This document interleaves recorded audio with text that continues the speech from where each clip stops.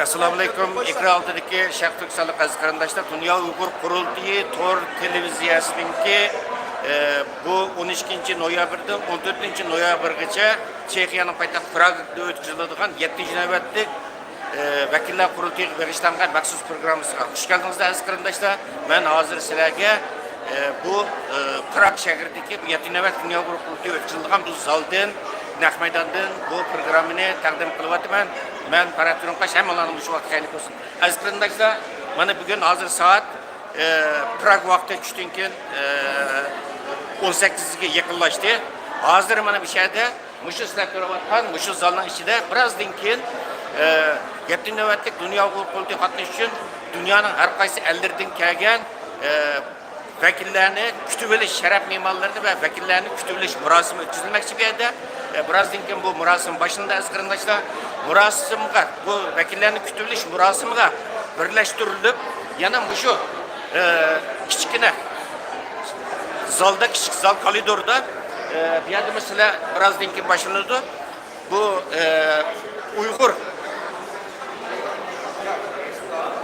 ovozi degan nomda kitap yarmarkasi o'tkazildi. Bu kitap yarmarkasiga birazdan keyin ko'rsa, maxsus chet eldagi olimlarimiz, tadqiqotchilarimiz, adiblarimiz, shoirlarimiz tomonidan ro'yobga chiqarilgan ba'zi asarlar bu yerga kelgan vakillarning diqqatiga taqdim qildi. Bundan boshqa aziz qarindoshlar, bu yil 14-sentyabrdan boshlab Janvada boshlangan Uyg'urlarning ovozi nomli resim ko'rgazmasi, ya'ni Xitoyning Uyg'urlarga yurgizayotgan etnik qirg'inchiligi namoyon qilingan resim ko'rgazmasiningki bu davamı mı? Mana şu zalda birazdan keyin davom qiladi. Bu ko'rgazmadan keyin birazdan keyin aziz qarindoshlar bu 7 navbatlik Dünya Uyghur Qurultayi vakillarini kutib olish va ularga vakillik guvohnomasini taqdim berish murosimi o'tkazildi. Mana aziz qarindoshlar ko'rdinglar, bu zalga asta-asta dunyoning har qaysi ellaridan kelgan mehmonlar asta-asta kirishga boshladi aziz qarindoshlar. Ko'ryapsizlar? Bu program birazdan keyin boshlanadi. Ekran oldidan ayrilmanglar aziz qarindoshlar. Ko'ryapsizlar? Dunyoning har qaysi ellaridan kelgan bizning 7 navbatlik Dünya Uyghur Qurultayiningki yerda vakillari. Aziz qarindoshlar, mana ko'rdinglar? Mana bu bugungi Muşu faaliyetga qo'yilgan Uyg'urlarning ovozi nomli kitap ko'rgazmasi dinki munbiri bu. Bu yerga bizningki bu chet eldagi boylab o'tgandek olimlarimiz, tadqiqotchilarimiz, adiblarimiz, shoirlarimizniki ro'yobga chiqqan yaqinqi yillarda buyon nashr qildigan bahodir asarlari bu yerga yarmarkaga qo'yilgan. Birozdan keyin ular bu yerga bir qism avtorlarmi keldi. Ularni sizlar ularning o'z yurak so'zlarini anglaysiz, bu ko'rgazmani Hatta 7 navbat Dünya Uyghur Qurultayining ochilish murosimi bilan Sharq Turkiston Cumhuriyet kunini xotirlash murosimi mana shu zalning ichida, mana ko'rib turibsizlar. Shu zalning ichida hatta aziz qarindoshlar, bu zalning ichida boshlandi. Buning tayyorlik xizmatlari davom qilyapti hozir. Aytlikka shu zalning ichida rasmiy 7 navbat Dünya Uyghur Qurultayining ochilish murosimi va Sharq Turkiston Cumhuriyet kunini xotirlash murosimi o'tkazildi aziz qarindoshlar. Elbette bu zalni yasash, jabdush işleri hazırgacha ciddi şekilde terakki qilyapti.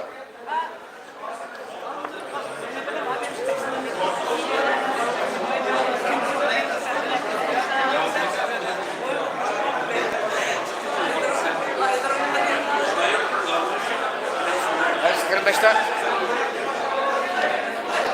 mana ko'rdinglar, kitap yarmarkasi vakillerinin hemmesi asta-asta bir yerde salga toplanışga başladı. Baya Dünya Uyghur Qurultayi tayyorlik komitetining bildirishicha hozir qadar rasmiy vakil ve kandidat vakillerden bulup 170 ga yaqin rasmiy vakil keldi. Bugungi bu qurultay vakillerini kutilish murosimiga aziz qarindoshlar yana 50 nafarga yaqin chet ellik sharaf mehmoni qatnashdi. Bularning ichida parlament a'zolari var. Germaniya parlamentinin a'zosi bo'lsin, Chexiya parlamentinin a'zosi bo'lsin, Gollandiya parlamentinin a'zosi bo'lsin, Amerika ninki bu yerdagi bosh elchilari birazdan keyin yana shu murosimga qatnashib, ularni bu yerda dunyoning har qaysi ellaridan kelgan qurultay vakilleri bo'lgan o'zlarininki yurak so'zlarini, tilaklarını bu yerda izhor qilmoqchi. Buni anglaysizlar, shu ekran oldidan ayrilmang aziz qarindoshlar. Biz hozircha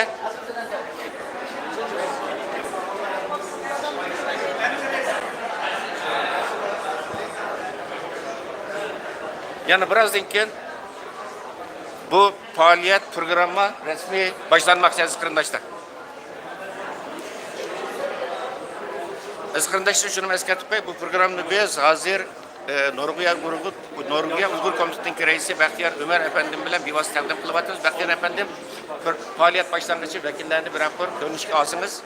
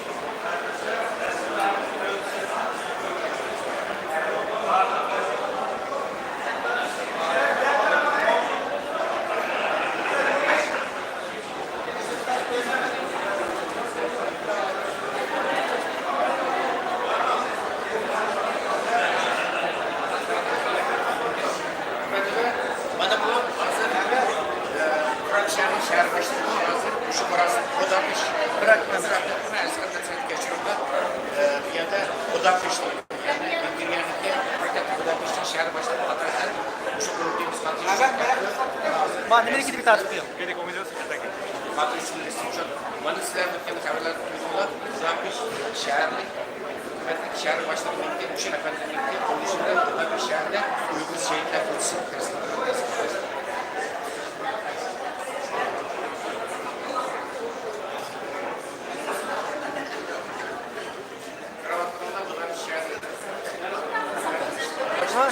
Thank you very much. Okay, good. Okay. Kene. Past adamlar o çakasak o tüken.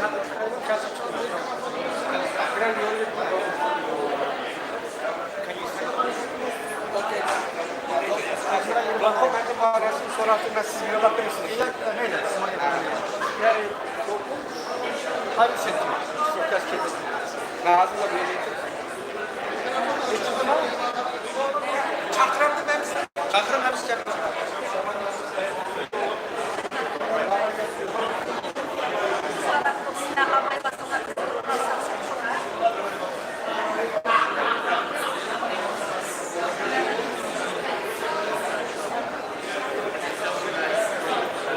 Aziz qarindoshlar, shuni eskartib qo'yaylik bu yerda bu qatimda yetinlik huquqining bexatarligi ko'z tutib, bu yerda bu shu Prag shaharlik saqchi idorasi alayda bexatarlik tadbirlarini kuchaytirdi. Boya 20 dan ortiq maxsus amallik saqlash xodimlari va saqchilar kelib, shu hotelning ichida umumiylik tekshirish yapadi va hotelning oldida maxsus saqchilarni turibizda kirib chiqqanlarni kontrol qilish uchun va hozir bu mehmonxonaning ichidami 20 dan ortiq saqchi maxsus bexatarlikni saqlab o'tdi. Buni eslatib qo'yaylik, chunki aziz qarindoshlar, bu qurultay ish qaror qilingandan keyin Xitoy hukumatı, Chexiya hukumatı bo'lsin, Chexiya shaharlik hukumat bo'lsin, ig'ir yer besimlarni paydo qilgan program hozir boshlanadi aziz qarindoshlar.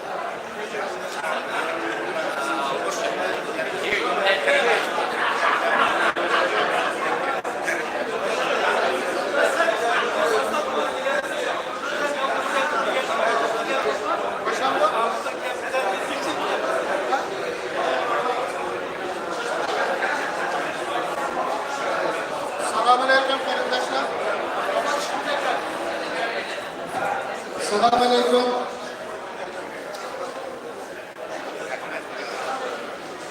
Assalamualaikum. Dünyanın reisi Kenar'dan aziz ve muhterem kurultay vekilleri, sırtın gelgen mehmanlar, hammalar, bugünkü kitap ko'rgazmasi ve Anladın mı?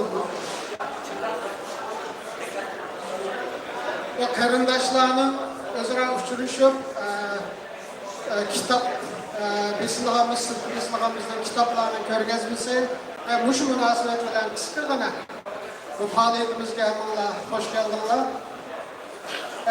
Kurultayının içiliş arpısıda Dünya Uygur Kurultayı şundan ehemmiyetli bir iş başlattı. Chet elde özümüzün ziyalileri tarafından yazılgan ve özümüzün matbuatları tarafından besilip karandaşlar bilen yüz görüştürülgen bir qancha kitaplar var.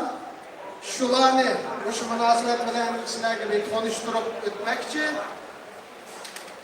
Darvaqa hammamiz bilgandek yozma tarihi bo'lmagan millatning tarihi rivoyatga aylandi. Bu kitap yozma tarix bizni kelgusiga tutashtiradigan, keyingi avlodlarimizni o'tmishga tutashtiradigan bir ko'rik.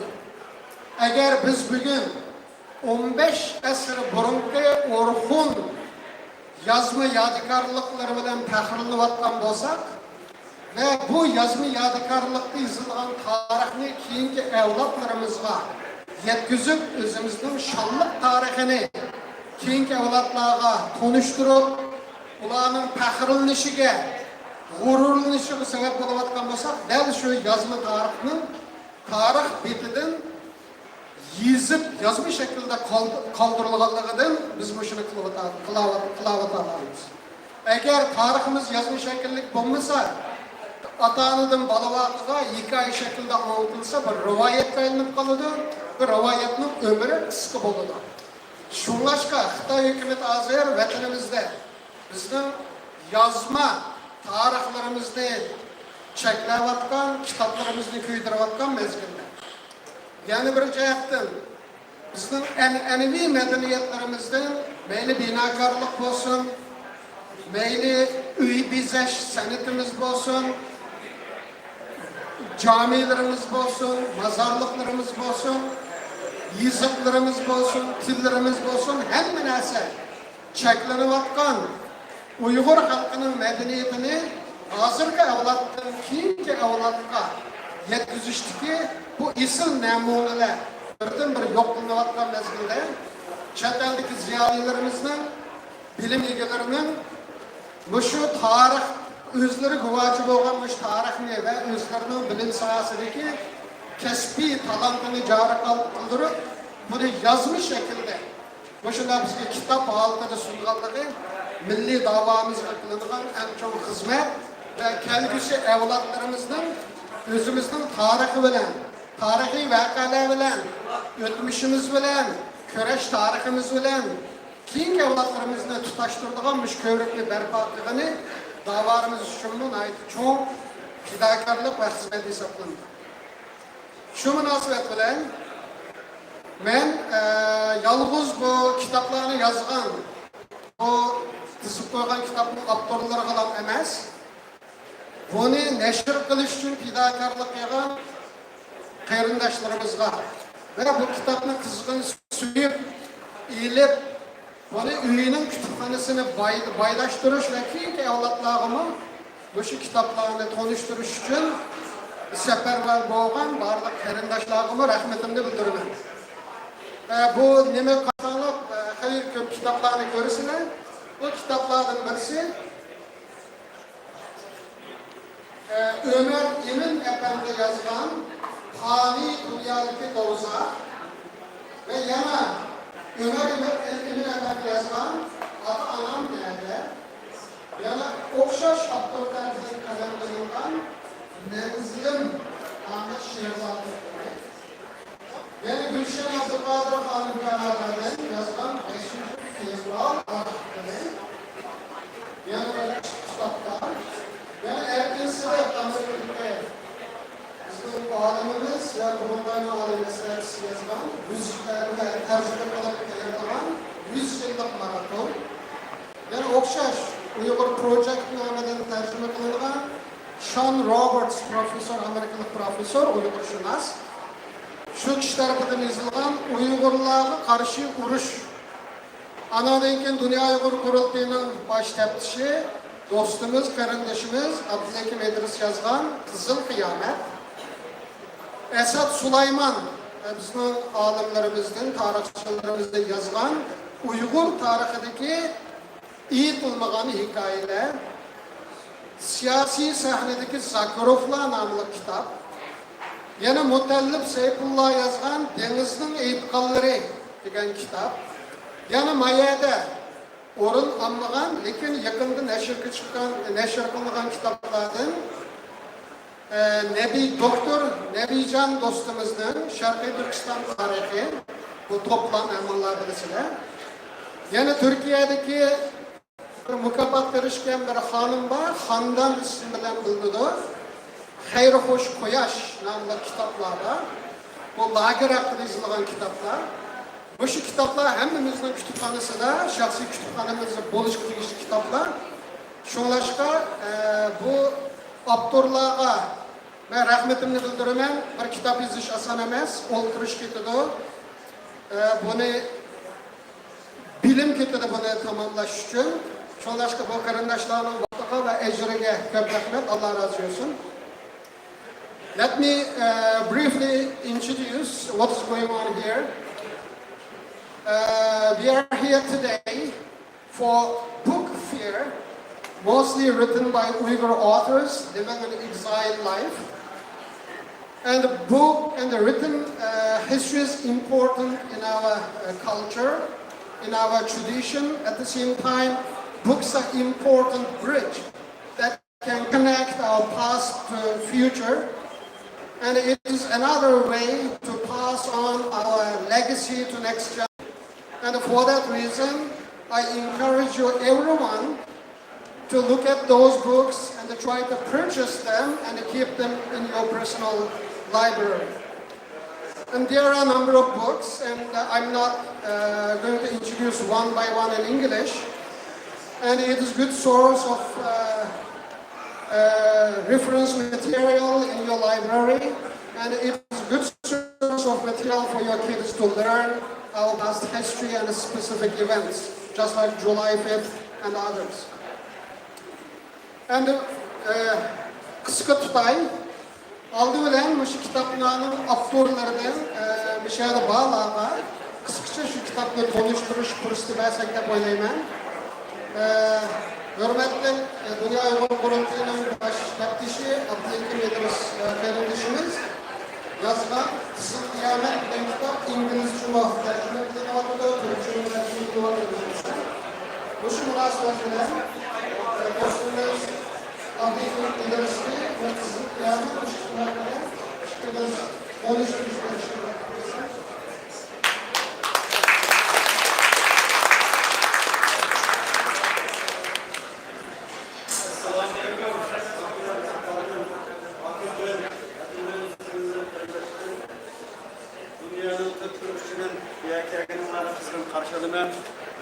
Ötken 2 yıl pandemiyaktan sağ salamet kilip düşmanımız Xitay hakimiyetiga karşı bu jangda bu septe bir buluşun bir erkeğinlerini tebrikleymen.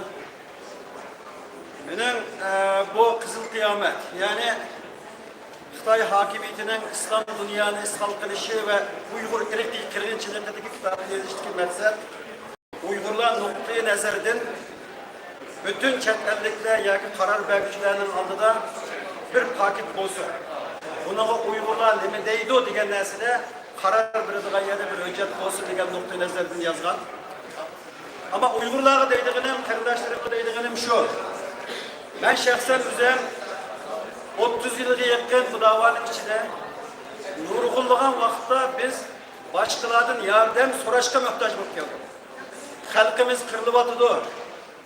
Ata-onalarimizdan ayrıldık, urug' tuqqanlarimizdan ayrıldık, qarindoshlarımızdan ayrıldık. Bizga yordam qilinglar degan bu narsada keldik. Ben oxiri yetib keldim ki biz yerdan o'tib dunyoga bizning yordam qila oladigan bir tajriba bir bilimiz bor ekan. O bo'lsa biz qon bilan, jon bilan 137 yildan beri Xitoy hokimiyatining nima qilganligini, nima o'ylaydiganligini, buning narining og'riydiganligini, bu dunyoga tahdid bo'lganligini bütün cemaatga, bütün dünya xalqiga tunishtirish uchun bu kitobni yozib chiqdi.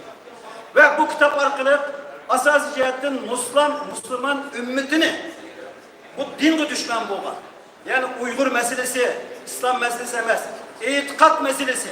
Allah'a düşmanlık kılıvatkan, İslam dinine düşmanlık kılıvatkan bu dinsiz komünist hakimiyetinin kimlikini götürmüştür yazdım.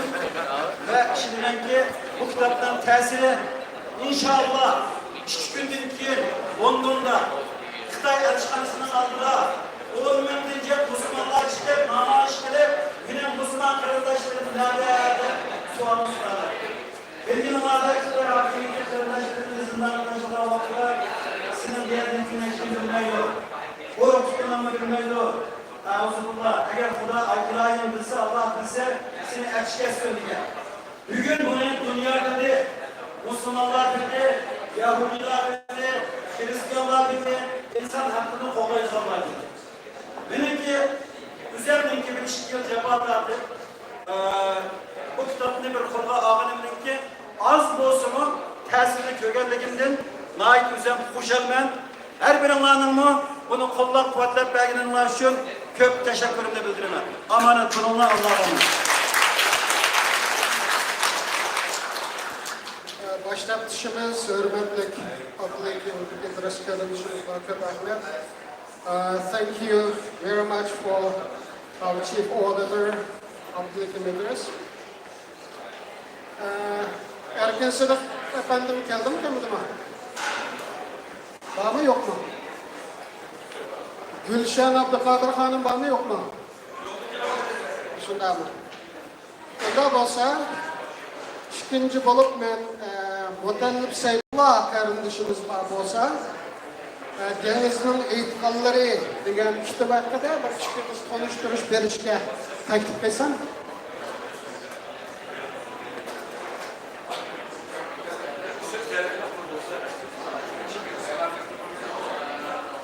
Sana mutallar.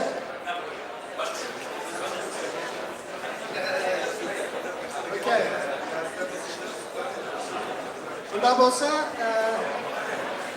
Fani dünyadaki dozaq Ata-anam nede degan kitapның avtori hürmetli Ömer Emir efendini biz kitabını konuşturuşa teklif etsem. Ömer Emir is the author of The Hell in This World, Where Is My Parents? And I'm inviting him to give a brief introduction about his 2 books. Assalamualaikum dünyanın ki her kaysi yerlerde kelgan mehmonlar, qarindoshlar, hammalar bilan bugun bu yerda uchrashganligimdan nihoyat xursandman, o'zimni baxtli his qilaman. Degandek, mana shu 2016-yili lager Xitoylar lagerlarni yo'l qo'yib, 3-4 yil o'tgandan keyin biz nurg'un fojialarga guvoh bo'ldik. Xalqimiz lagerlarda nihoyat ezir zulmlantatdi. Nurg'un qarindoshlarimiz beyib bo'lib, kulib, bizga nihoyat ezir musibatlarni elib keldi. Ben bu kitapni yozishga maqsadim mana shu lager fojialarini dunyoga fosh qilish, xalqimizga bildirish. Xalq vatandagi har qaysi tashviqot versiya bu tashviqot nimalarini anlab, bizga anlab, bunda chiqibdi deydi, ammo yozgandan keyin uni o'qigandan keyin haqiqiy shu voqealardan ta'sirlandikan, haqiqiy mashtavaqa bu deb qaraydi. Hem Bayartın Mehmet Tokti degandek bunu bir tarix o'qib dedim. Yazıp bir tarix o'qib kelgusi avlodlar shu narsani bilsin deb.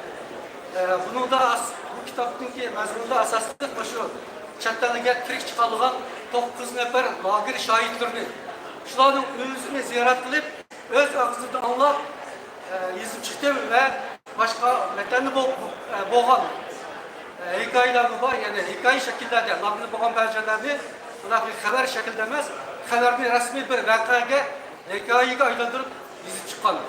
Agar vaqtimi yarım bir boshqa kitap o'qishga desalar, deb qo'ysalar, o'qishga, avlodlarga xotir qoldirishga, tushuntirishga, bildirishga foydasi bor deb qarayman. Rahmat.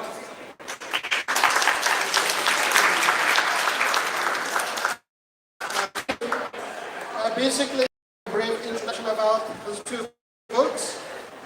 The one is Hell in This World, and he said he personally interviewed all camp survivors, and also he included the real stories of the people inside East Turkestan who had gone through the concentration camp, and he included their story in his book as well.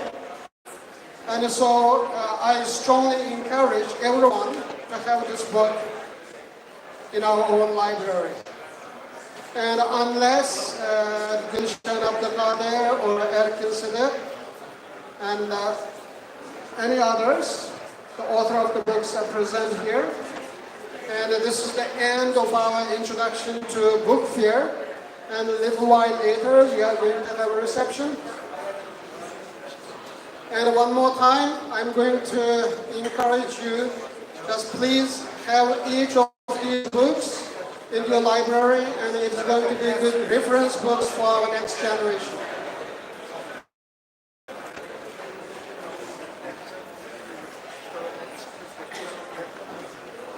And also, Dr. Nebijan Tursun from Amerika'daki hürmetli doktorumuz Nebijan Tursun'la Şarkı Türkistan Tarihi namlı köp kısımlı kitabı yakında çıkan. Bu tarih kitabı Uygurlardan torban almasından keyin yazılgan bir kitap, tarihi kitap hesaplandı. Şunlar qarindoshlarimiz bu kitapni bir tarihi material sifatida arxivimizda saqlash majburiyatimiz bor. Buningga bir aloqalashib, mayada yo'qkan Aşının bir arxivimizda saqlab qo'yish tegishli kitoblar qarayman, shu sanalini va shu iltimosini yetkazib qo'ying. Also there is another one, Khayr Hosh Qoyash. Khayr Hosh, it's also a story about camp. Actually, this is novel, and if anyone has access to the author or anyone who has access to the distributor, please have this book in your library as well. This concludes our book fair event, and a little while later we are going to have the reception.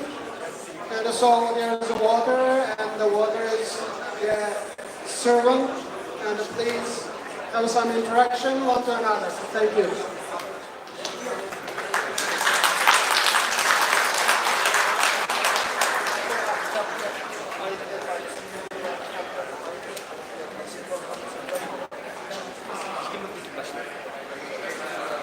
Our reception is after 20 minutes, and so books over there, and if you go through the stand and look at the book and talk about the author, you can do so, and so please visit.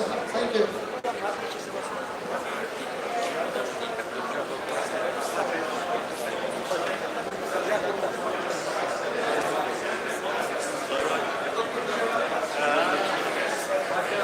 Hürmetli Tuzlar Köygüçler gördüğünüz hazır Uygur Avaz namlı kitap yarımenkisi içiliş murasimi buldu. Birazdan keyin bu yerda dünyanın har qaysi ellerden bu ayati başındagi 7 navbat dunyo urfini qatnash uchun kelgan aziz mehmonlarni, vakillarni, sharaf mehmonlarni qarshi elish murosimi o'tkazildi bu yerda va ularga vakillik divanamizning taqdim berish murosimi o'tkazildi. Baymi ko'rdinglar, bu Vengriyaning poytaxti Budapest shahrining shahar boshlig'i keldi. Mana baymi ko'rdinglar, balkim Germaniya parlamentining parlament a'zosi hozir zolimizga yetib keldi. Chexiya parlament a'zolari va lager shohidlarimiz bor. Bu kitap yarmarkasi hozir oxirgi shalda turdi. Bundan keyin bu yerda yana ba'zi chet ellik parlament a'zolariniki so'zlashuvlar, nutqlar bilan bu programma davom qildi aziz qarindoshlar. Diqqatinglar, ekranimiz bo'lsin, ekranimizni ayirmanglar.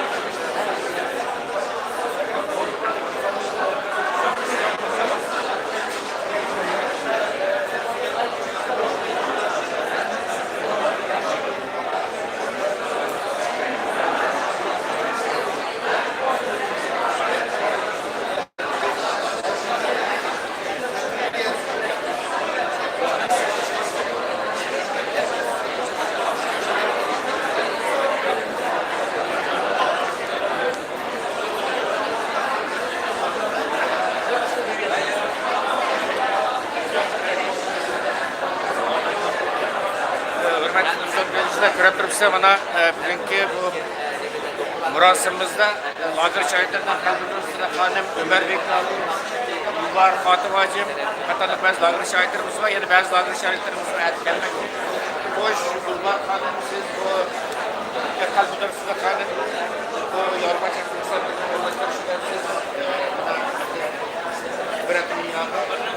bu Bagrat'tan alıp veriş maliyet atışlarını maliyet atışlarını klimatizasyon maliyet atışlarını hazır bu maliyet atışlarını bilen istifadeler uzaktan üretiyor. Assalamualaikum, sayın arkadaşlar. Biz Gülbar Başkanımız, Müslümanlar Şehir'de Avrupa, Şarkı Türkistan'da Hürmetli arkadaşlar, hemen tutuştuk gördümler. Sizin bazı bir şeyden katışıyorsunuz, yürek sözlerinizi anlatsa.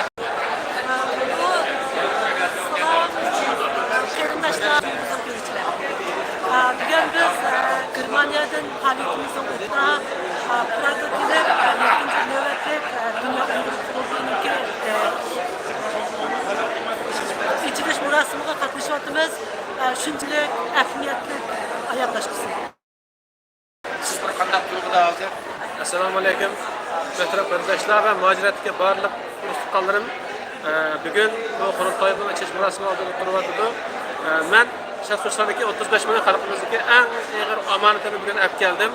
Ya'ni bizning taqdirimizga bog'liqlik bu qurultoyning ochilishi xalqimizning tezroq hurlikka erishishi uchun, tezroq mustaqilligini qo'lga olishi uchun cho'qim yaxshi tadbir choralarni ola oladi va xizmatlarni bo'la oladi deb ishini men shundaqla bütün dünyadaki muhaciratdaki her sahada ot yürek kırındaşlarımızın bilen cem buluşundan hoş oldum.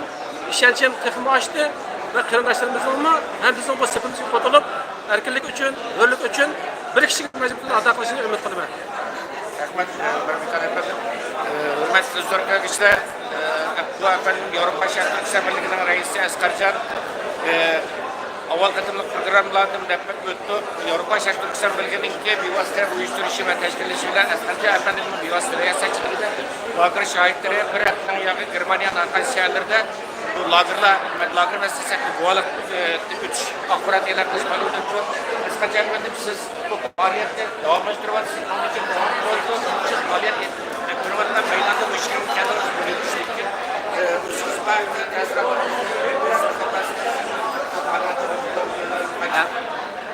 Köp rahmet Ferhat efendim.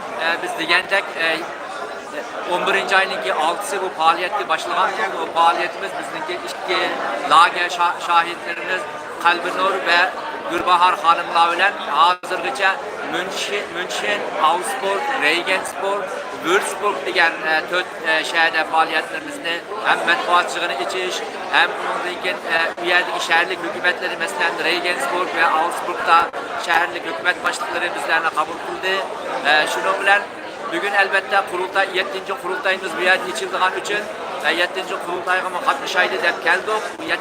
kurultayning ishlashiga xizmat qilgan barliq burungi boshliqlarimiz va boshqa xodimlarimizga hammasiga ko'p rahmat. Mana bugun Dünya Uyg'ur Kurultayı'nın 7. navbatligimiz bu yerda ichilmoqchi va biz yana bu yerdan qaytib faoliyatlarimizni davomlashtiramiz.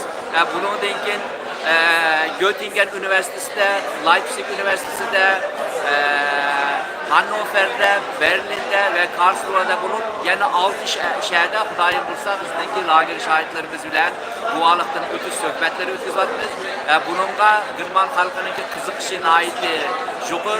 Hatta biz bazen sualları to'xtatishga suallarni çünkü suallar arkasından kelib biz mesela nimada Augsburg'da 1,5 saatlikda vaqt ajratgandik. Shu yerda 2,5 saat sozilib ketdi. Albatta buni davomlashtirishimiz kerak. Buningki birinchi navbatida burada Mango şahitimizga ko'p rahmat. Çünkü beshidan o'tilgan hamda shu qiyin qisqaqni har kuni takrorlayotganda bu har kuni takrorlayotgani ularga ruhiy bir azob aslida. Shunda bo'lsin vatan millat uchun xizmat qilish, Uyg'urimizningki ovozini to'yg'izish uchun biz bundaq bir fedakorlikdan tortinmaymiz deb deganda 2 haftalik ularni uylarida ruxsat elib, ham bizdagi bolachaqlari bor, ishlari bor, ruxsat elib biz bilan yo'lga chiqdi. İnşallah aynınki 21'i ayakta ko'p rahmat. Qurultayimiz qutlug' bo'lsin. Hürmetli huzur kökçüler, Baymı'da öttük. Bir yerde bazı aziz çetellik şeref mimarları var. Bazı devletdeki mesela Germaniya parlamentinin azaları, Çekiya parlamentinin azaları ve bazı şehirlik hükümetteki mesulları var bir yerde. Birazdan keyin birkaç minutdan keyin bu Yetinivet Dünya Kurultayı'nın vekillerini karşı eliş murasimi hazır baş Kurultayı'nın vekillerini karşı eliş murasimi hazır başlandı. Yani bir şunu eskertmeye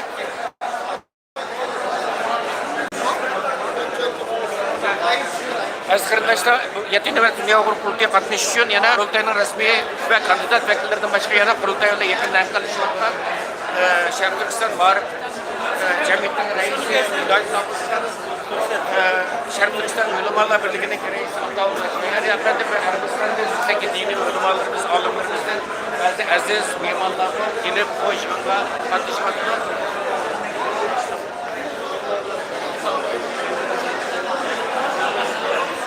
Askerdaşlar biraz dinleyin. Yetinivet Dünya Kurultayı'nınki vekillerini güçlü biliş burasının başında bazı parlament azaları uyum söz kıldığı ekrandan armağan.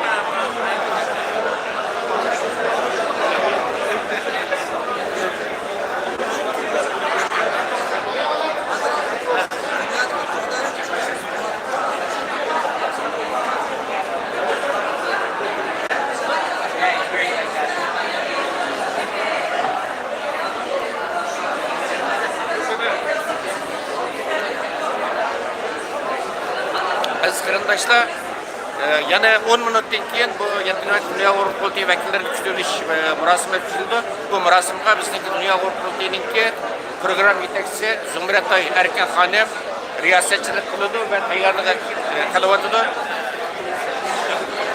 Hürmetli Zumratay Hanım bu hazırki şu murasimga bazı parlament azalarının kelganligini gördük. Qaysi devlet parlament azalları gördük.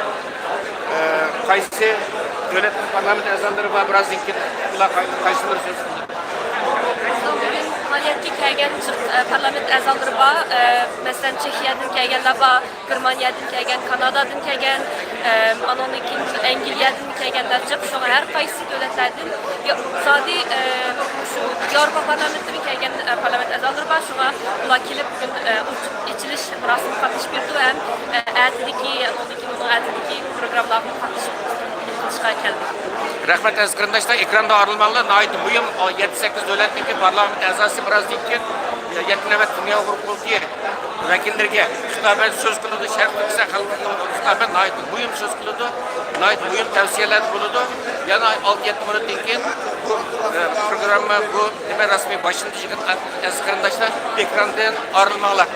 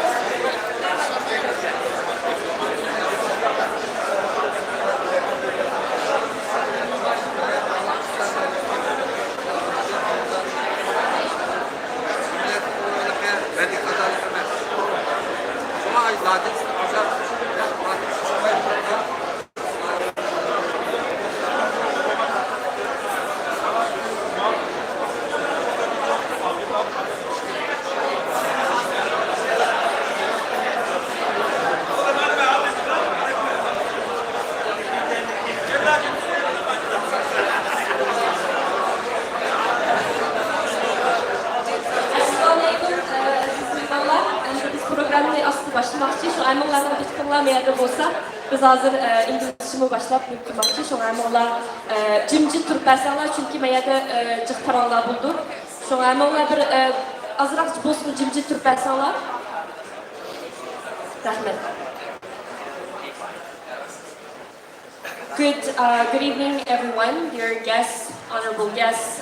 Thank you for joining us for a few days of events, including our conference and our 7th General Assembly. We are extremely glad to receive you all here, especially after 2 years of pandemic and virtual meetings. As we all know, we have been very much tired of virtual meetings, so this is a very I guess, new way of starting life again. We're very excited to have you all here. They're honorable guests, speakers, parliament members, Uyghur members, scholars. We're about to start our event today with a welcoming reception, which started off with a book fair. With books that Uyghur authors wrote. I think Mehmet Okti gave an explanation previously. And we also displayed our photo exhibition about the human rights violation. Forward to hearing some of our honorable guests today to open up this event with a short welcoming speech. So to opening speech. Thank you.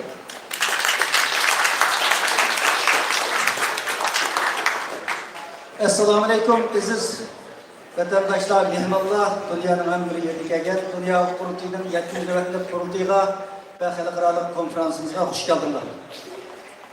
Ladies and gentlemen, distinguished guests, my countrymen and the special guests, it is my pleasure to welcome you all to this reception to open World Uyghur Congress International Conference and the 7th General Assembly. I'm humbled to see that so many of you from many different countries worldwide have come together to Prague to attend and they participated to tomorrow international conference and this weekend's General Assembly of the World Uyghur Congress. As this is the largest gathering of the Uyghur in the world, it's giving testimony to great development that Uyghur movement has seen over the last few years. At the same time, it also shows that situation for the Uyghur people has never been more dire and they demand every greater attention from the world. Similarly, is the fact that we are joined by great number of the leading academics like Andrea Vance, John Finley, legal expert like good friend Michael Pollack, and the diplomats, several parliament members, senators, and the mayors, and the policy makers, government representatives, shows us incredible support we have received from other all around the world. The Uyghur community would never have been able to raise its voice successfully without your support and your effort for which we are eternally grateful. As this gives me and the Uyghur community hopes that we can stand united in defending human rights and fundamental freedom, not only Uyghur, but everywhere in the world.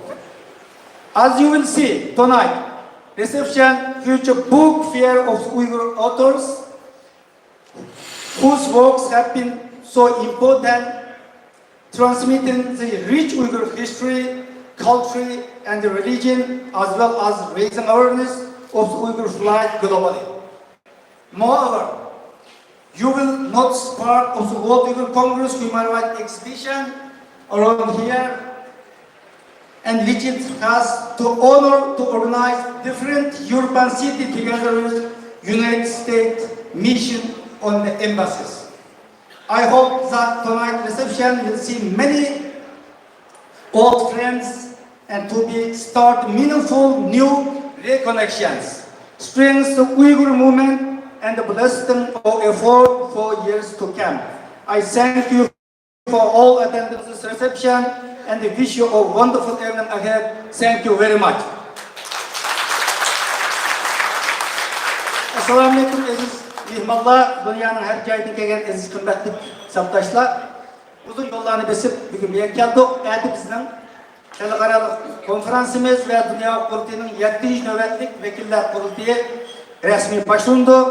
Bu faaliyetimizge dünyadaki yıllardan bu yan Uyghur davasında aktif hizmet etken mutaxassislar var. Ben de öttük, Andreas Jansen'i dedik, John Fellini dedik ve şunun okşaydıgan kanunshunoslarimiz var, diplomatlarımız Michael Pollak'a okşaydıgan komisyonlarımız var. Bizim Nuri Türkel efendim hoş geldiniz. Ve şundak nurgun senatörler, parlament azalarımız var. Türk teşkilatlarımızdan Murat Başkan hoş geldiniz. Türkiye'den gelen milletvekillerimiz var, sizler de hoş geldiniz. Bunların hepsi şu bizden 4 günlük faaliyetimizde bizden birlikte bulundu. Sizlerin yardımınla bilen, sizlerin konuşunla bilen davayımız yani bir kadem da tonulgan bir vaziyet kelgen bulundu. Şunun için bu münasebetle bugünkü bizden bu murasimimiz gayri resmi geçiliş murasimi. Bir yerde resim köşkleri var, Şarkı Türkistan'daki ceza lagırlarını aksettiğen, hanımlarımızga bo'lgan mecburi tug'ut kontrollerini aksettiğen, mecburi emgakni aksettiğen, ailelerinin balalarını ailelerden ayrı etilgen, mezmunla aksettiğen resim ko'rgazmamiz var. Biraz ilgili bir yerde bizim yazgıçlarımızdan şu bulukma bir 2 yıldan bu yan yazgan kitapları kısaca tanıştırıp götürdü. Aklımda kitap yarmankisi var, kitaptan setip alsanlar, uyumlarga hatır kılıp koysanlar, yaxşı oldu.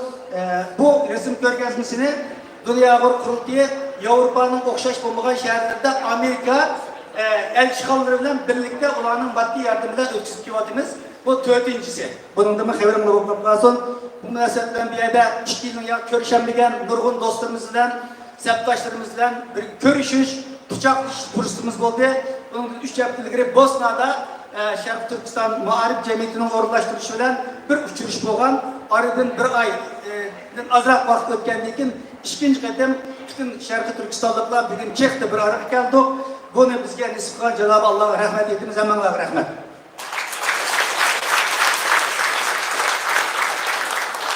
Thank you to President Issa for his remarks. I would now like to welcome German Parliament member, MP Mr. Frank Müller-Rosendrecht on stage for his short remarks.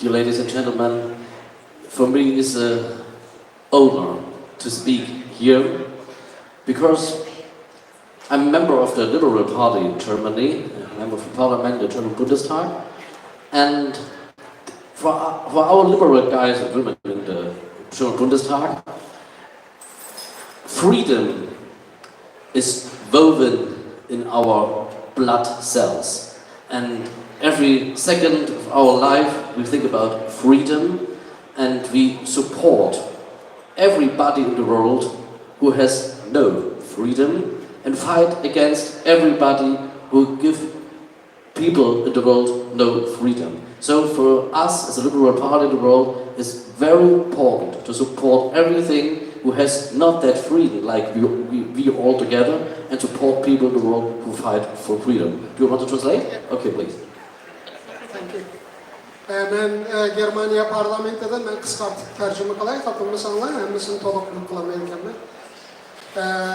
Biz Germaniyada deydi, erkinlikka favqulodda ahamiyat beramiz. Erkinlik bizning bedenimizda aylanayotgan qonga o'xshaydi.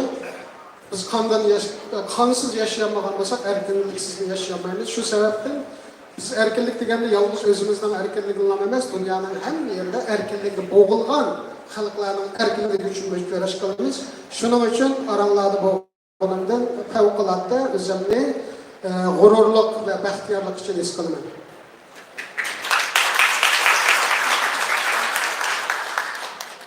And when it comes to China, for us, I think we should change our view to this dictatorship in the world. Too long we only see the economic power state in the world, to see our benefits we have with this country. We see only the dimension of partnership with this country. Of course it is the dimension of partnership, but as German, with our history, where we had people in our country, we destroyed their life. Millions of lives we destroyed in our history. So I think it's our responsibility in the world to stay on the side for freedom, and so we have to change our view to China. It's not only a partner, we have to say it is a treaty from this country over the world. And of course, it is a dictatorship where people living not in freedom.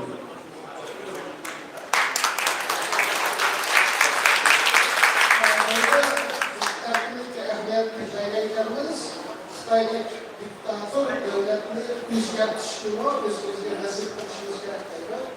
Chunki uzun bilan Xitoyga biz iqtisodiy jihatdan cho'q kuchlar qarab keldik va iqtisodiy jihatdan hamkorlik ko'rib turgandik. Bu hamkorlik natijasida biz o'zimizning xizmat qarashlari bo'lgan erkinlikdan ularga yo'l qo'ydik. Shunlashqa bu diktatorlik masalasiga kelganda biz Germaniyada bizni aytib sezgur. Muşularni hammani nazarga turib, bizning hozirgi ko'z qarashimiz Xitoyga bog'liq, yolg'iz Xitoyni o'zgartirish emas, o'zimizning Xitoyga bo'lgan ko'z qarashimizni o'zgartirishimiz kerak.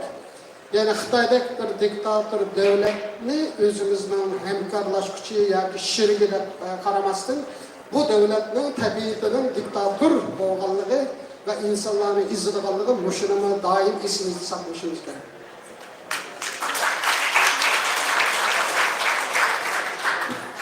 Meter-high walls with barbed wire on the top, and behind them concrete buildings in which more than 1 million people are sealed off from the outside world.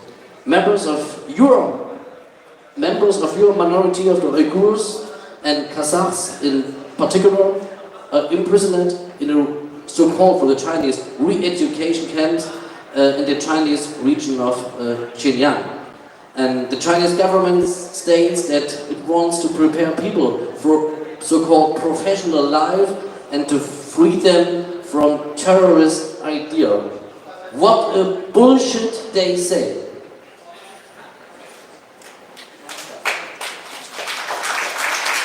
Hazır şu vatanlarda milyonlardan artık adam ve şu tikenlik simla bilen koşulgan ilgiz yüksek tamlarının arkasında erkinliksiz yaşayatıdı. Gerçi Xitoy hükümeti bu lagerga solingan bu Uyg'urlarni, Qozaqlarni biz ularni tarbiyalavyapmiz, bularga kesib o'rgatyapmiz desimi, lekin bu qattiq bir gap qildi, uni Uyg'urcha tarjima qilmay, quruq gapdan boshqa narsa emas, uni biz tushunmaymiz.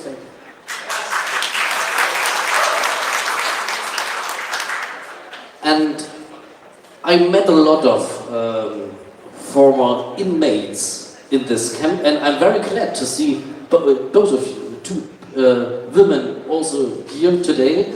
And we get reported brutal and systematic rape. We see forced sterilization. And I think a freedom world and a government of a freedom world cannot be blind on this view in the country. We have to say, stop this in the world and draw down these walls and let the people free them. Ben şu siyasi hayatımda nurgulluğun lager şahitlerle görüştüm. Bunların hikayelerini aldım. Sistematik baskınçılık, mecburi to'g'mas qilish ve shunga o'xshash nurg'un fojialarni o'z qo'lim bilan oldim. Hamda bizning bu fajialarni anglagandan keyin hammamizning birlikda buni to'xtatishga harakat qilish vaqtimiz keldi. Bu sirtchiliklar cho'qim to'xtatish kerak.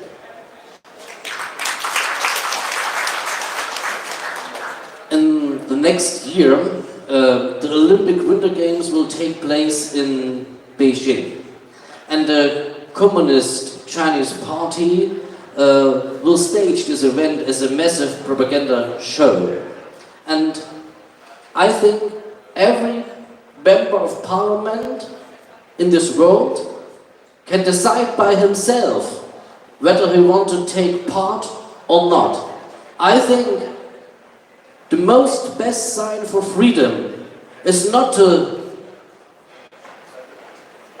go on the plane, travel to Beijing. The best sign for freedom in the world, especially for your community, is to stay at home and say we are going not to Beijing.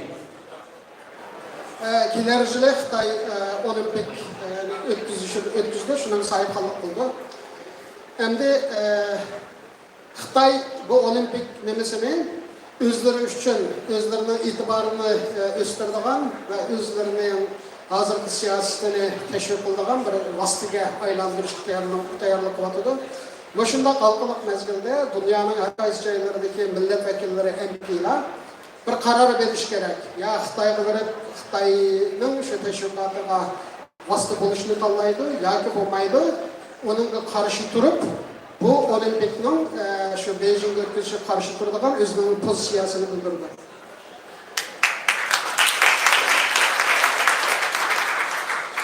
But the issue is that Beijing will probably use the COVID measure as a justification to prevent democratic protest, which is actually agreed with the IOC in the so-called protest zone. And so it's definitely amazing. I think if you see how China deal with Taiwan, we have seen how China dealt with Hong Kong, then we cannot look at that and say China is a partner like every other partner in the world. No, this is a massive dictatorship where the people have no freedom, and I think we should change our view to China in every European parliament, but it only works if we stay at European countries together. Now China try to divide our European Union in pro-China countries and countries that are against China. But I think as a liberal European Union, there is only one view to this country and say it what it is, it's a dictatorship, and I promise you, everybody, that we will change our view to China, and we should this do because this is our freedom, and our freedom is your freedom, and we will do it hopefully also in the government. Thank you very much for having me here. Xitaylar bu olimpik o'tkazish jarayonida hozirgi o'sha Xitoy virusini bahona qilib, bunday ahvolda namoyish, har xil noroziliklarni o'tkazolmaymiz deganda bahona qilib qo'yadi. Buni to'g'ri emasligini hammamiz bilamiz. Hozir Xitoylarning o'sha Tayvan, Hong Kongdagi demokratik harakatlarga tutgan pozitsiyasidan Xitoyga bo'lgan bizning tanishimizning diktator davlatdan iborat bu xulosamizning qanchalik to'g'riligini shundan ko'rib olamiz. Biz Xitoyga nisbatan biz o'rtaq yoki Xitoy bilan hamkorlashmoqchi bo'lmaymiz deganda bu yolg'iz bizning mamlakatimiz emas, Yevropadagi butun millat vakillarining, Yevropa parlamentidagilarning va Yevropa birligi a'zo butun millat vakillarining o'rtaq nemisi bo'lishi kerak, maydoni bo'lishi kerak. Chunki Xitoy hozir Yevropa birligiga a'zo davlatlarni Xitoyga yaqin davlatlar va Xitoyga qarshi davlatlarda ikki qutbga olib bir-birimizga dushman qilib, shundan foydalanishga tirishayotdi.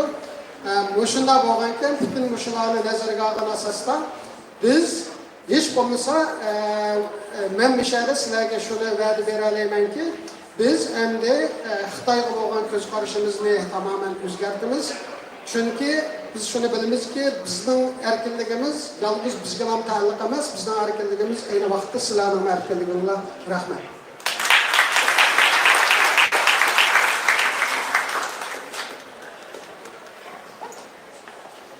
Thank you so much, Mr. Müller.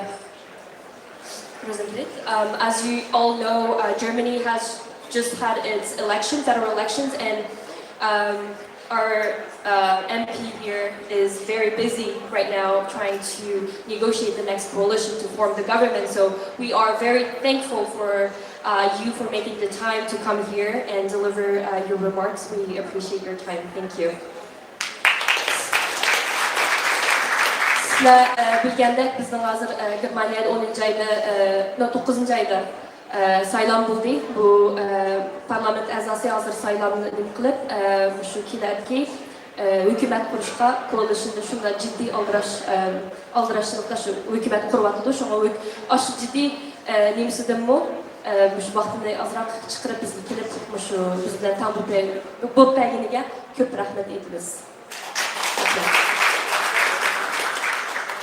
I would now like to welcome another honorable guest. We have Czech Senator, Mr. Leopold Sulovsky among us. I would invite him to give short remarks.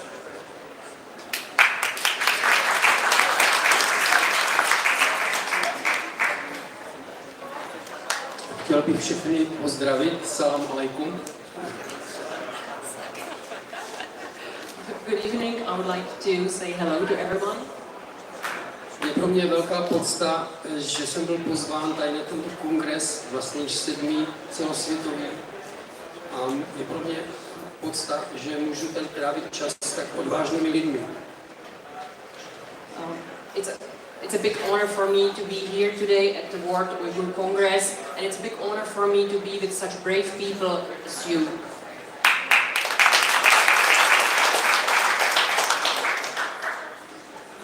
Děkuji za pozvání. Český senát byl, myslím, jeden z prvních, který označil dění v Číně za genocidu. Czech Senate was among the first ones that announced that what is happening in China, in Xinjiang these days, is a genocide.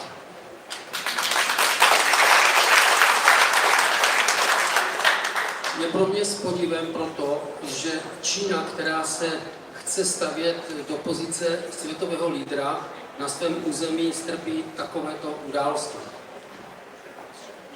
It is surprising and shocking for me that China, PRC, that would like to be the world leader and the superpower, it's committing such things as this. Je velmi důležité, aby se o těchto událostech a o tomto dění hovořilo v západních zemích, protože nebylo by dobré, kdyby došlo k zapomnění takovýchto událostí. It's very important to talk about such important things, and we in the Western countries should know and we should talk about these things because we can't forget. Nezbývá, než vám popřát, aby situace se v mezích možností zlepšila, aby nedocházelo k tomu dění, ke kterému dochází, i když ta situace je velmi, velmi komplikovaná. I really wish you that the situation can change or at least improve, but I know that this is going to be very difficult and complicated. Děkuji moc za slovo a přeji do dalších dnů to nejlepší. Thank you very much and wishing you all the best for your congress.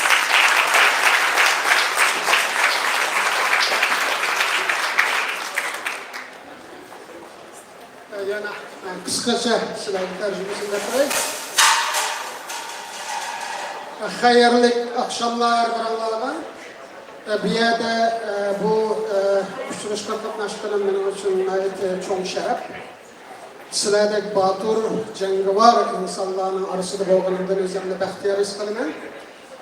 Çexiya senatosu, yani Avam palatası, Kengeş palatası, şu Uyg'urlarga Xitoylarning ilib qolgan jinoyat qilmishini milliy qirg'inchilikda qabul qilgan kengash palatalarining birisi. Yani beni hayran ve biraz korkutkan narsa shuki, Xitoy o'zi men bir dunyodagi darajadan tashqari cho'ng davlat bo'laman deb turib, mushundaq odat turib, yana shu jinoyatlarni hech ikkilanmasdan Uyg'urlar qarata sodir qilayotganligi meni haqiqatan hayron qoldirdi. Shuni amallarga deb qo'yishim kerakki, Uyg'ur qirg'inchiligidek bu tema haqida buni bilish va bu haqida texnik ko'p so'zlash hammamiz uchun aytib o'yin. Agar biz buni so'zlamasak, nimalarni so'zlaymiz? Shunlashqa bu shu munosabat bilan hammanglarning shu uchrashuvlarga muvaffaqiyat tilayman.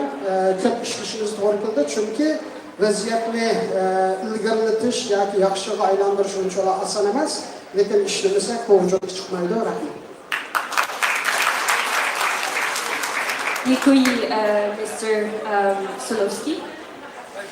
I would like to now invite Mr. Jakub Kleval, who is the Executive Director of the Forum 2000 Foundation, Forum 2000, which we were actually participating just 2 weeks ago here in Prague. Welcome.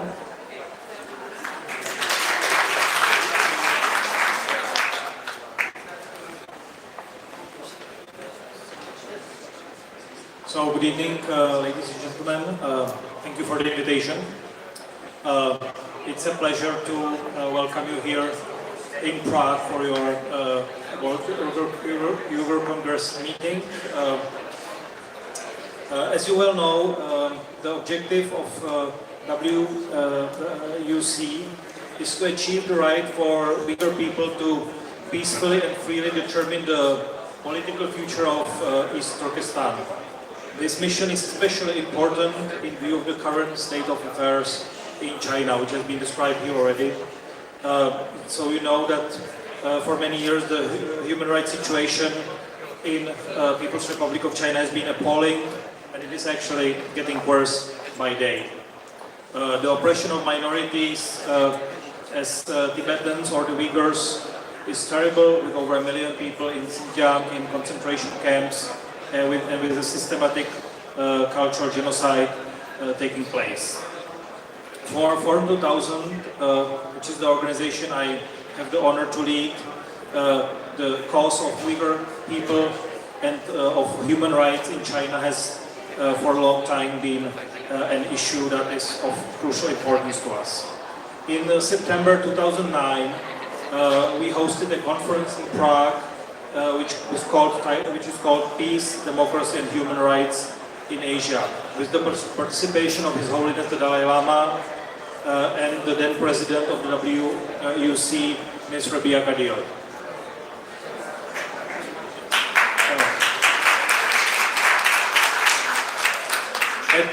At the opening of this conference, President Václav Havel, former President of Czech Republic and founder of 2000, said, and I would like to quote, "When there was a communist-style totalitarian regime here in Czech Republic, and we were trying to stand up to it in a certain way, we felt very intensely how important aid from abroad was for us, as well as the support and solidarity of people from various corners of the world who took an interest in our activities. It was a great encouragement when we saw that there are many people, even often from very far away, who feel a similar responsibility for the world as we felt. We have been attempting now for 20 years already to return the solidarity that we received and express support for all those who are fighting for human rights anywhere in the world."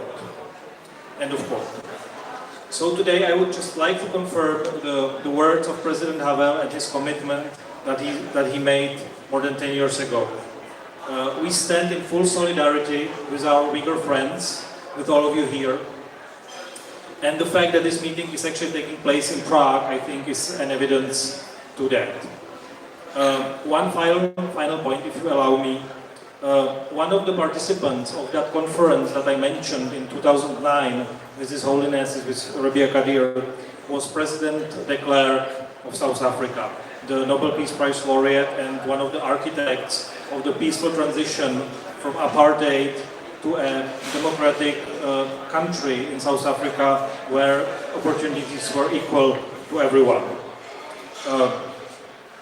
Frederick de Klerk passed away today, this morning. So I would like to remember him, and in remembering him, I would just like to express a hope that People's Republic of China, as South Africa, will one day have the opportunity to pass from a totalitarian regime to a country where rights are equal to everybody and where everybody will have a right to self-determine his future destiny. Thank you very much.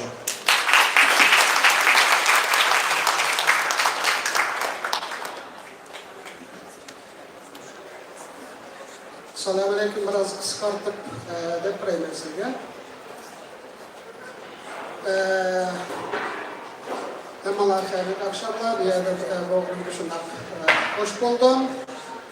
Dünya Uyghur Kurultayı'nın nizamnamesinde Dünya Uyghur Kurultayı'nın maksırının Şarkı Türkistan meselesini tiştik bilen hal kılış hep yazılganken bu bizim için aytım oyun Şarkı Türkistan'daki kişilik hukuka münasebetlik bağın sırak yığırlavatkan başka meselelerni hal kılış için mi Dünya Uyghur Kurultayı'nın bu emelde şunu boğan maksırını aytım oyun dep qarayman. Çünkü hazırgacha yalnız Uygurlarımız Tibet ve başkalarımız Xitoyning zulm ettiğinizde iş beriyotidi. Hazır Uygurlarning jazolarga tutayotganligini ve sistemlik holda qirg'inchilikqa duchor bo'layotganligini bilamiz. Burunmi biz bir qancha shunga o'xshagan muhim tarixiy voqealarga sahibxonlik qilgan. Bundan keyinmi biz shuni davomlashtiramiz. Chunki Chexiya o'z vaqtida kommunizmning qurboni bo'lgan. Shu vaqtda biz tashqi dunyoning yordamini talab qilgan. Nereden yardım keler hep şunda telmiye vakitlerimiz bo'lgan. Hem de biz erkinlik çıkkanda biz bu günlerini unutmayız. Şolaşkı biz Uygurlar bilen bizden daim sizlerle birlikte turduğumuzda ve sizlerini qo'llaydiganligimizni bir yerde e'lon qilmoqchi için ben bu mühim faaliyetni Pragda o'tkazilganligini shundan ishorat beraman. Rahmat. Thank you, Yakub, for your words. If we could just get some silence until the remarks are delivered.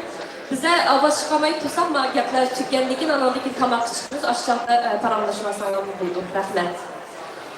I would now like to welcome a member of the Turkish Parliament, Mr. Metin Keser, on stage.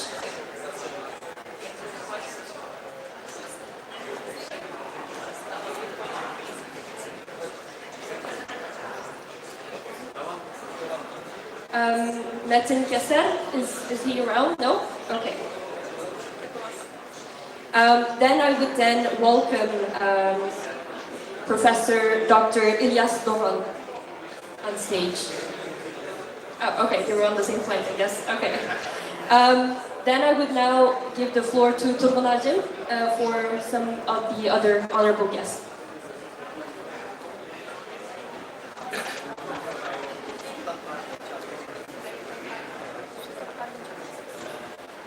Doktor Ataullah Şahriyar, Şerif Türkistan Ulemalar Birliği'nin reisi, merhamet. Dr. Ataullah Şahriyar from East Turkestan Association.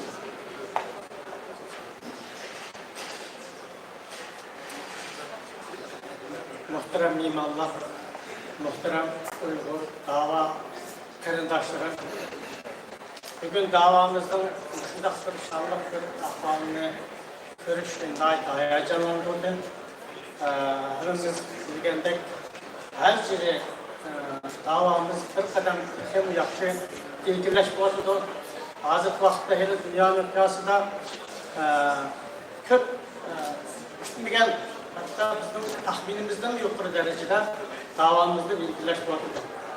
Ben Şarkı Türkistan Ölüm Aldırma Vekalı'ndan siyasi faaliyet kılıvattan, dava faaliyeti yürütüvattan bütün teşkilatlarımızdan olup mu Dünya Uyghur Kurultayı'nın hizmetlerine şimdi mümkün destekleymen ve tebrikleymen. Şu yığınla katlaşkan bütün rehberlerden şu fırsatını yaxşı paylanışını muhim dep qarayman. Hammalar albatta bunu muhim dep qaraysizlar. Biz tarixdan nurg'un ziyanlarni tatdik. Hozir mushunchalik darajada bo'lsa-mu, biz tashkilotlar hali bir hamkorlashish nuqtasiga keldik. Ben buni kichik natijalar qaramayman, qarindoshlar. Shunga hammalarga men gapini uzatmay, ko'p rahmat. Bu yig'in davomida inshaalloh yaxshi natijalarni erishishimizga tilakdoshman. Hammalarga rahmat.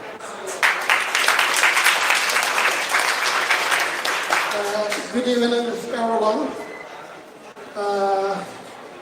And we are glad and we are honored to be here. At the same time, we are thrilled that the cause of East Turkestan is getting improved year by year with unity and with the support of such distinguished members of the Parliament, Senate, and other members of academia and all others, and our cause will be much better place in years to come.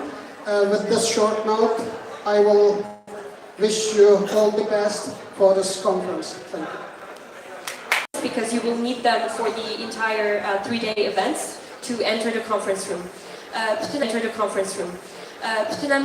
mimarlara eskatib qo'yay, mana bu ism mimarlarning o'tib qolmalar, bir yerda o'tib qolmalar, chunki adlardan tortib konferens ichiga kirishga shuni ko'rsatib kirsizlar, bo'lmasa yo'qolib ketsa kirolmaysizlar. Thank you for all guests for delivering very inspiring and powerful words.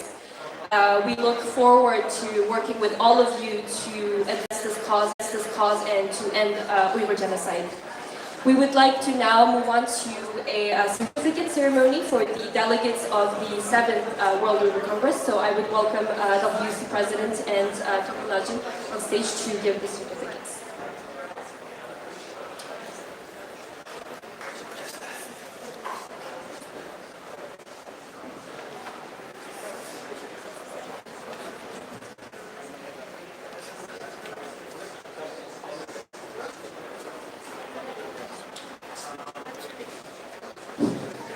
Bizim muavir reis Ferhat Mahmedi, İcra Komitemizin reisi Ömer Kanat, Doktor Erkin Ekrem, geldim Erkin Ekrem.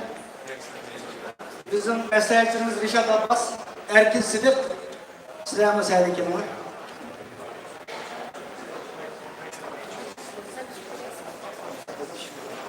Assalamualaikum, hürmetli vekiller, mehmanlar. Kavramlığa Dünya Kurultayı 2. nöbetlik umumi kurultay yetiştiğinde karar verilgandan keyin 8. ayının 20'si umumizlik dünyanın Uygurlar yaşayotgan hem de devletlerde saylan, demokratik şekilde saylan ötküzüp Dünya Kurultayının 207 nefer vekilini saylan çıkan bunun başka yerine Şartlarındaki kandidat vekillerine afsuski bizning vekillerimiz bu kadar pandemi Xitoy virusi sababli to'liq kutlanmay qoldi. Shundaqmi kelganda hozircha bizning raisimizning qo'lidan guvohnomasini oldik. Kelamaganlarga biz inshaalloh bir amal qilamiz. Rahmat.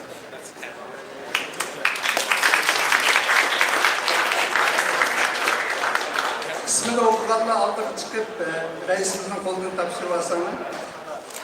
Kelamaganlar amalı yok. Kegelden bir şey çıksana. Ömer Kanat, Mustafa Akson, Zübeyre Şemsrin, Sıdık, Ruşen Abbas, İlşat Hasan Kökbören, Kuzat Altay, Murat Ataman, Dilmurat Süleyman, Kemal Türk Yalkun, Reşat Abbas, Abdül Abdülkadir, Abdülhakim İdris, Mutallip Kurban, Muzaffer Bulan, Ali Sami.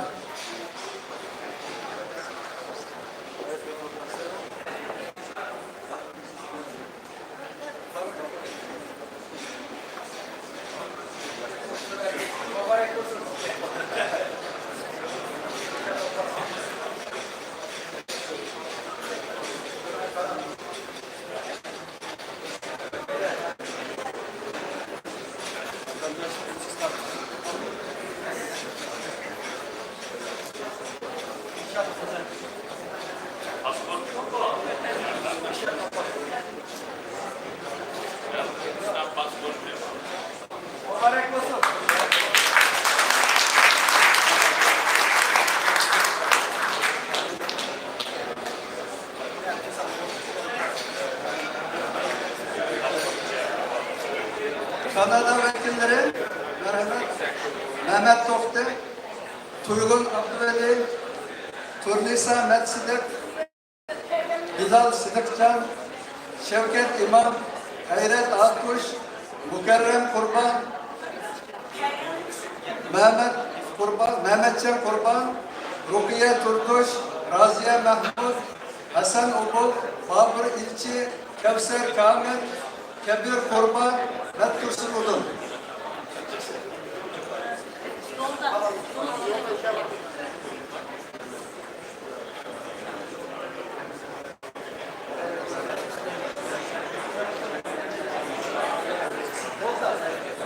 Bazıda yolda kimliği tutuyor, İbrahim'e vatıdan. Kilanmadan fakat kilanmadanlar pandemi sebebi.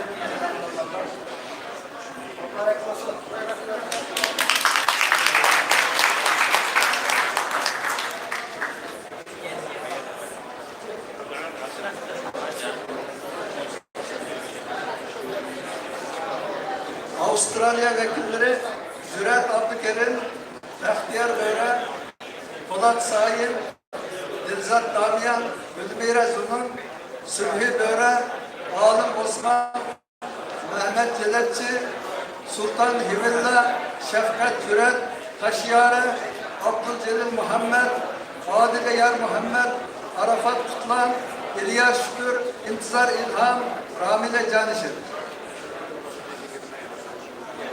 Avustralya birinci sıra ilk boğanlık için fakat 4 vekilimiz geldi, kalan vekiller pandemik sebebiyle gelemlerine kaldı. Ulan ikini biz vekil hakkını yetiştiriyoruz.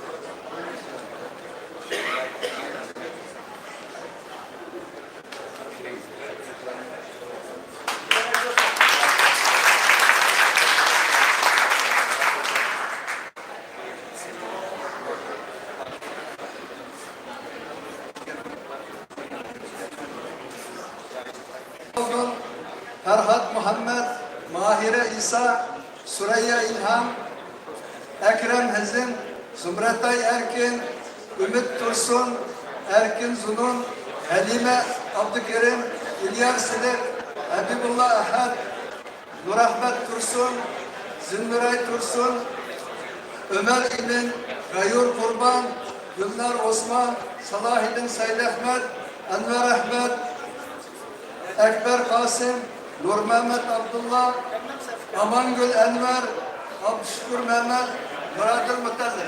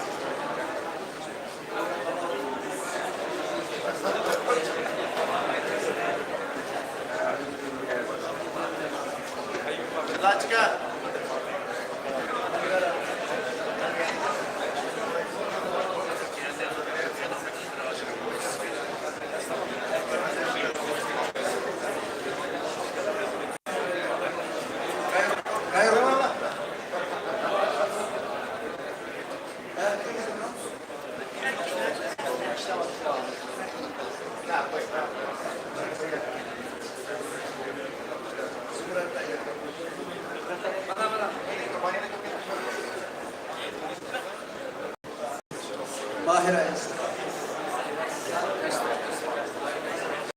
İlyas Sıdık. Ömer İlhan. Nur Mehmet Abdullah. Yani şu tutan, şunu bütün yine bu şu dışarı bağışçılığı versek sen patlık eder.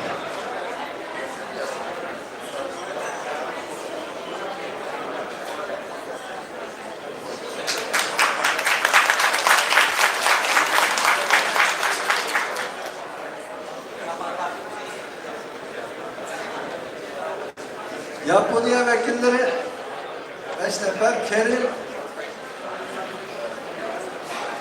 Abdülkerim Abdurrahman, Galip Mecid, İsmail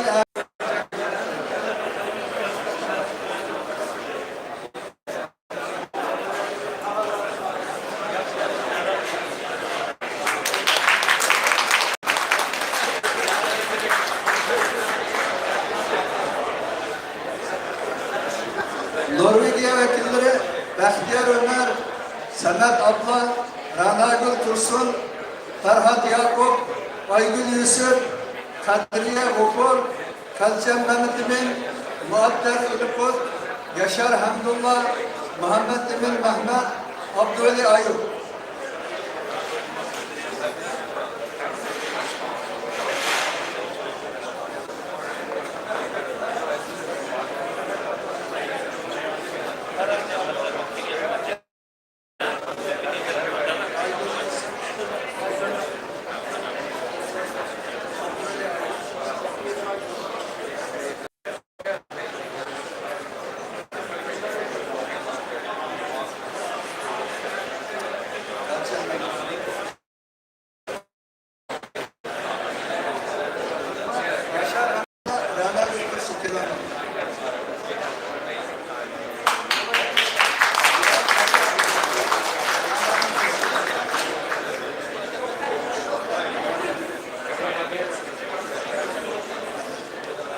Gollandiya vekilleri Zeynedin Tursun, Bəxtiyar Nasır, Ömer Bekali, Kalbinur Sıdık, Adilcan Abdükerim, Abdurrahim Veli.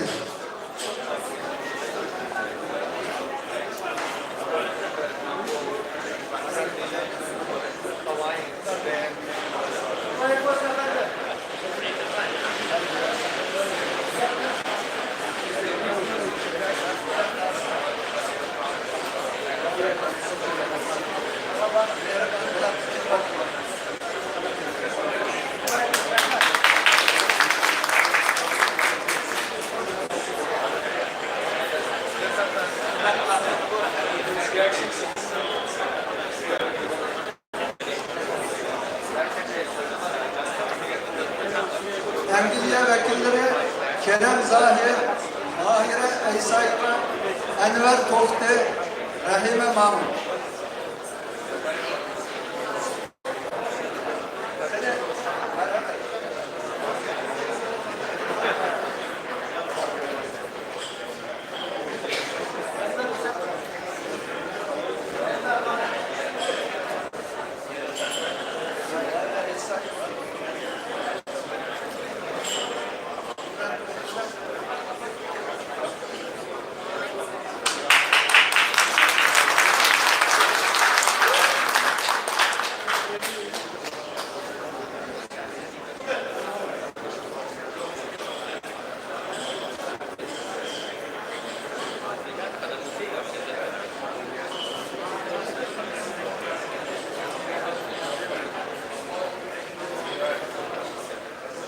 Belediye vekilleri 5 nefer,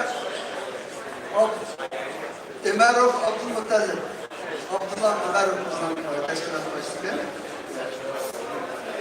Ekber Tursun, İbrahim İsmail, İftihar Abdurreşit, Gülcennet Tayyip.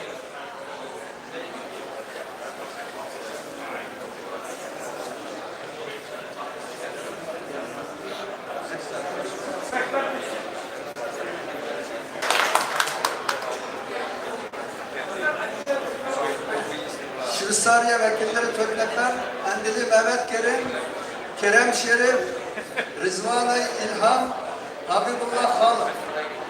Yetişip geldi mi? Yok mu? Kilovatlar geldi. Geldi yok.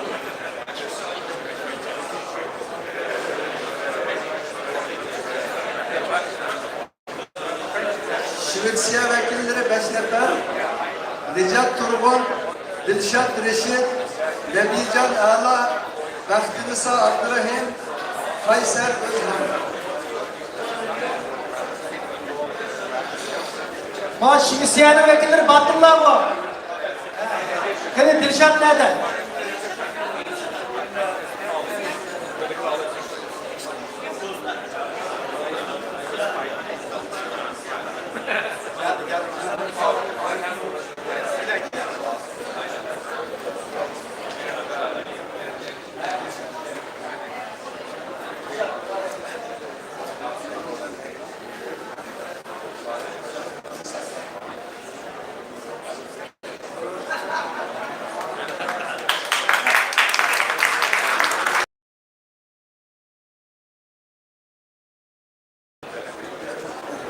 Fransiya vekilleri 4 nefer, Ekber Yusuf, Gülbahar Celilova, Gülbahar Hatıvacı, Asal Hamrayi.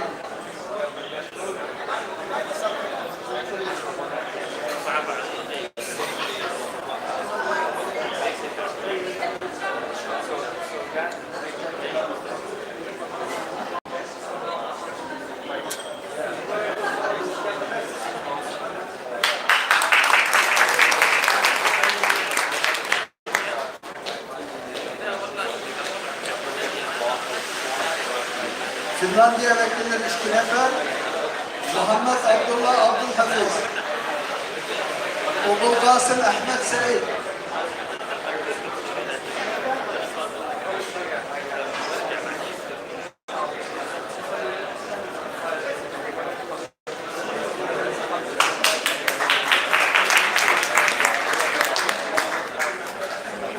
Daniye vekili Abdülhalil Avdun, kilometre yetiştiremedim. Avusturya vekili Alım Kurbacan,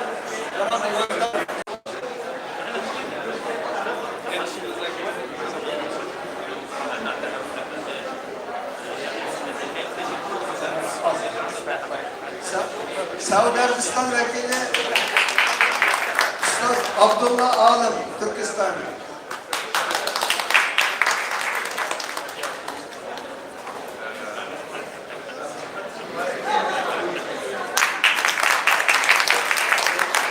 Hindistan vekili Vasim Abdullah.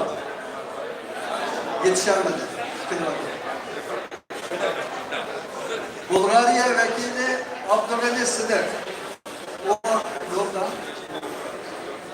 Albanya vekili Abubekir Kasım. Yeni Zelanda vekili Daniel Doganov. Kelamay kaldı. Afganistan vekili Abdullah Amani, Kelamay kaldı.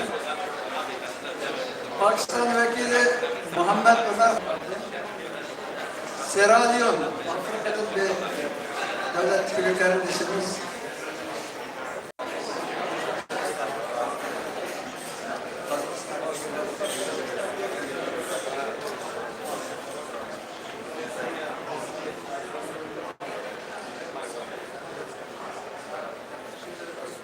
Kazakistan vekilleri 30 nefer, çünkü Kazakistan'da en çok Uygur yaşamaktan dolaşka köp vekil sahne verilgen 30 nefer vekil vardı.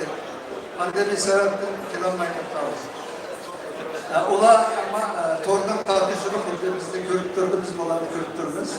Şimdi ben de Kazakistan'da kurumuz inşallah. Kazakistan vekili Kahraman Hocam verdi. Arkif Ahmetov, Ayupov Saradircan, Kasimova Dilnara, Batalov İbrahim Rencan, Yunusov Abdülhalil, İmyarov Abdülkerim, Abdülrimova Rabia, Mehmet Bakiyev Bekşat, Süleymanov Zeynullah, Ahmetov Aziz, Nasirov Cemalettin, Halilov Alişer, Saizov Bahtiyar, Ekbarova Gülmire, Tayyipova Rozagül, Kurbanov Abdurrahim, Ömer Bakiyev Robert, Bakiyeva Gülbanov, Umarov Abdülmalik, Saitov Tursuncan, Uşurov Tahircan.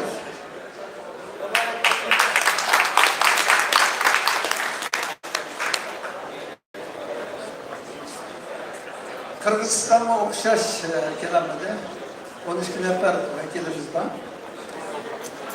Bulamı tor arkalı katmışıdır.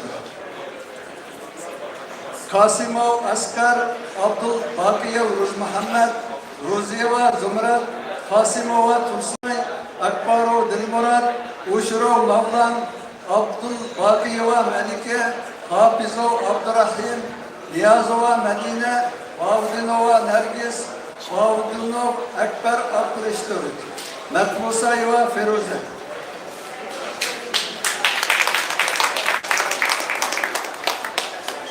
Özbekistan vekilleri 6 nefer, Özbekistan'la okşaş halette.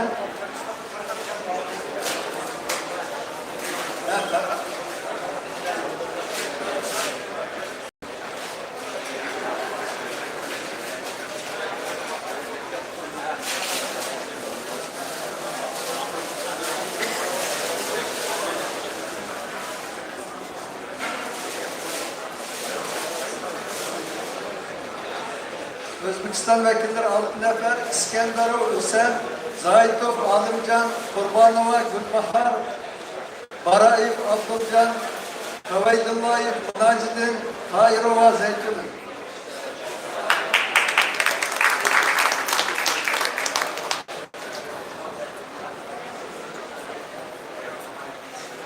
Rusya vekili 2 nefer, Yasincan Roziyev, Alişer Niyazimov, pandemi sebepli kelamedi. Vekiller tügüdü.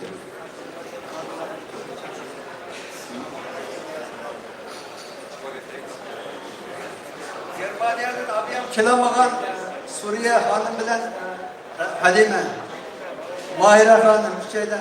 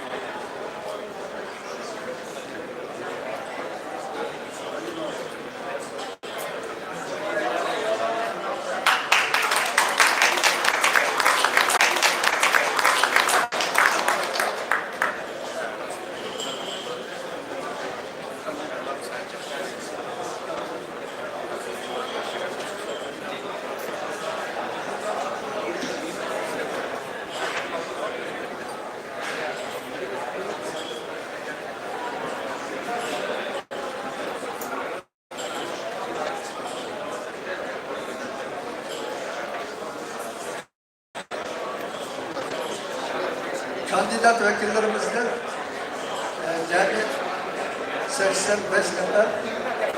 Kandidat vekillerimiz 85 nefer. Germaniye'den 18 nefer kandidat vekilimiz var. Rahile Osman, Taş Mehmet, Rahile Mehmet Tursun, Zübeyde Muşur Mehmet, Yusuf Muhammed, Tursun Kılvaldi, Turnisa Kohti,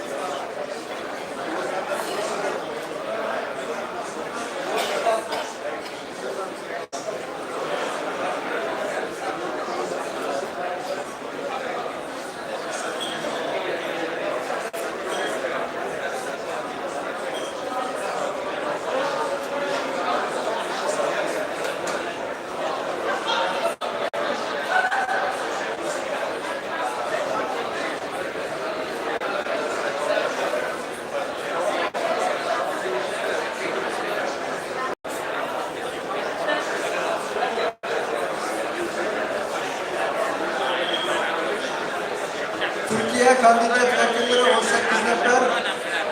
Abdülkadir Erkin, Abdurrahman Kurban, Abdullah Uygur, Mehmet Tofta Ataullah, Ezmet Mehmetcan, Filiz Uyguroğlu, Ahmet Kudret, İlhan Turallı, Barbül Ahmet, Kadir Ahan, Mehmet Kaşgarlı, Rana Şahyar, Şemsiye Ali, Taş Mehmet, Yar Mehmet, Felek Taş Mehmet, Sübünür Ömercan. Yolda kilovatı da. Üzgünüm başkanım.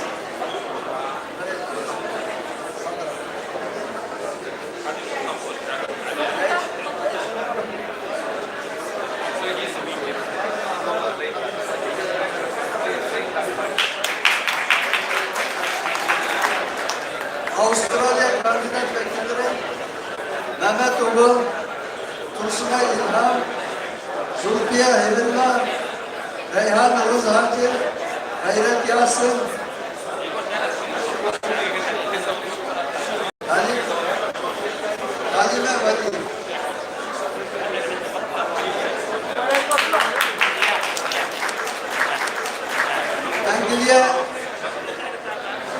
kandidat vekilleri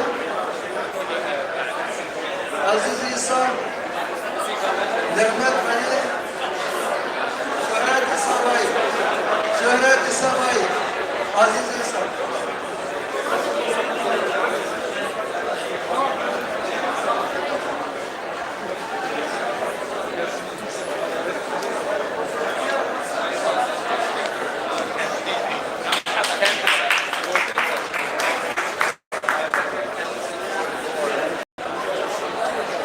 Hollandiya kandidat vekilleri Tursun Ahmet, Tursun Tayacı, Tursun Tayacım var. Ömer Mertmen,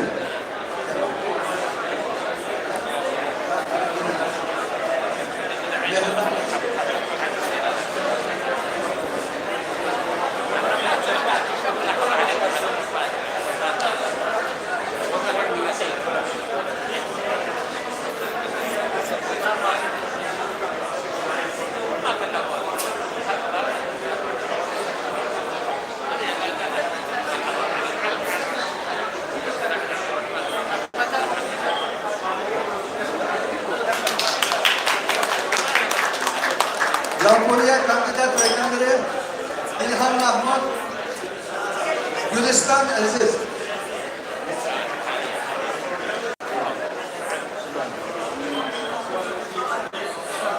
Norvegiya kandidat vekilleri Abdülreşit Elikop, Halmurat Ali.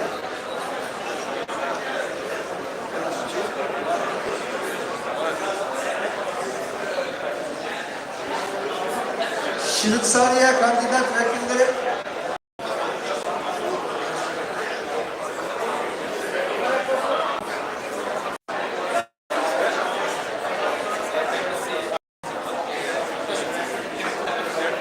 Afganistan kandidat vekilleri Töreceğim Amani, Kamer'de Abdurrahman. Pakistan Muhammed Ekber Khan. Belgiya kandidat vekili Zorahmet Kurdiyev, Kurbancan Sarbiyev.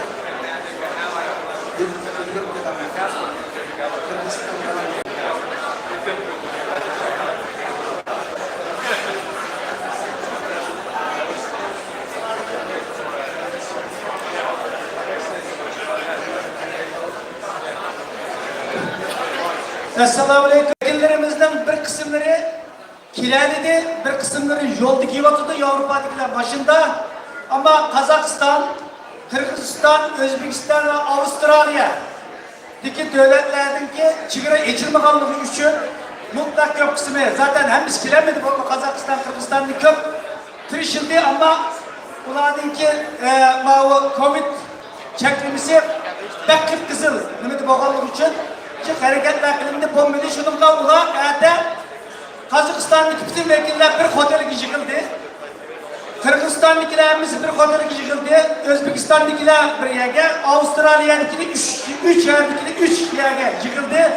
Ulağa Türkiye'dakiler bir yere yıkıldı bir otelde. Şunda kılıp 10 nece kamera bilen aşağı nek meydandır.